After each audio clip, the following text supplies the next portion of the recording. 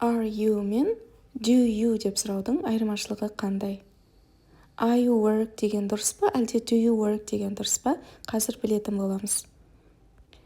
Do you сұрағында міндетті түрде іс-қимыл сөзі, яғни етістік қойылады. Мысалы, do you speak English? Ағылшынша сөйлейсің бе? Speak іс-қимыл сөзі етістік.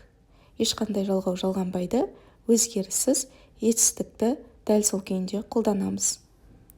Do you work online? Онлайн жұмыс жасайсың ба? Do you like apples? Сен алманы ұнатасың ба? Ал етістіктен басқаларының барлығына are you сұрағы қолданылады. Мысалы, are you a doctor? Сен дәрігерсің бе? Are you ready? Сен дайынсың ба? Are you 7? Сен 7-десің бе? Are you tired? Сен шаршап тұрсың ба? Are you at work? Сен жұмыстасың ба? Are you coming? Сен келе жатырсың ба? Егер етістікке ing жалғанса, онда are you қолданылады.